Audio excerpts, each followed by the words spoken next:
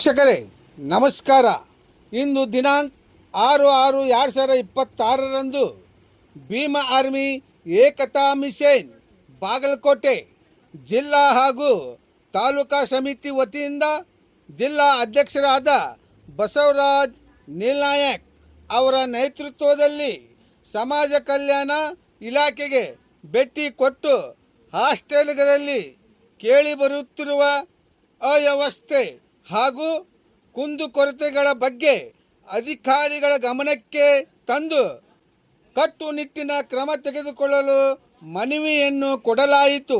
ಈ ಸಂದರ್ಭದಲ್ಲಿ ತಾಲೂಕಾ ಅಧ್ಯಕ್ಷರಾದ ರಾಜು ಶ್ರೀರಾಮ್, ಉಪಾಧ್ಯಕ್ಷರಾದ ಮಹಾದೇವ್ ನಾಯಕ್, ಅಲ್ಪಸಂಖ್ಯಾತರ ತಾಲೂಕಾ ಅಧ್ಯಕ್ಷರಾದ ಜಮೀರ್ ಗಲಗಲಿ, ನಗರ ಅಧ್ಯಕ್ಷರಾದ ಜಾವೀದ್ ಕಲಬುರ್ಗಿ, ಮುಖಂಡರಾದ ರಾಜ್ ಅಹಮದ್, ಶಿವಕುಮಾರ್ ಪೂಜಾರಿ, ಇನ್ನೂ ಅನೇಕ ಕಾರ್ಯಕರ್ತರು ಉಪಸ್ಥಿತರಿದ್ದರು. ದಿಟ್ಟಗುರಿ ನ್ಯೂಸ್ ಬಾಗಲಕೋಟೆ, ಎಬಿ ಮುಂಡರಗಿ.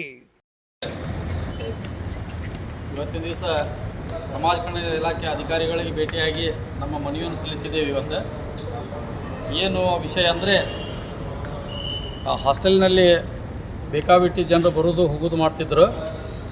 ಮತ್ತು ಅಲ್ಲಿ ಏನು ಕುಂದುಕೊರತೆಯನ್ನು ವಿದ್ಯಾರ್ಥಿಗಳನ್ನ ಕೇಳಿ ಆ ವಿದ್ಯಾರ್ಥಿಗಳನ್ನ ಕೆಲವೊಂದು ವಿಷಯಗಳನ್ನ ತಿಳ್ಕೊಂಡು ಆ ವಿಷಯಗಳನ್ನೆಲ್ಲ ಮನವಿಯೊಳಗೆ ಹಾಕ್ಕೊಂಡು ನಾವು ಇವತ್ತಿನ ದಿವಸ ಬಂದು ಸಮಾಜ ಕಲ್ಯಾಣ ಇಲಾಖೆ ಅಧಿಕಾರಿಗೆ ಭೇಟಿಯಾಗಿಸಿ ನಾವು ಮನವಿ ಸಲ್ಲಿಸಿದ್ದೇವೆ. ಇವತ್ತು ಜಿಲ್ಲಾಧ್ಯಕ್ಷರ ಬಸವರಾಜ್ ನೀಲ್ನಾಯಕ್ ಅವರ ಜಿಲ್ಲಾಧ್ಯಕ್ಷರ ನೇತೃತ್ವದೊಳಗೆ ಮನವಿ ಸಲ್ಲಿಸಲಾಗಿದೆ. ಇವತ್ತು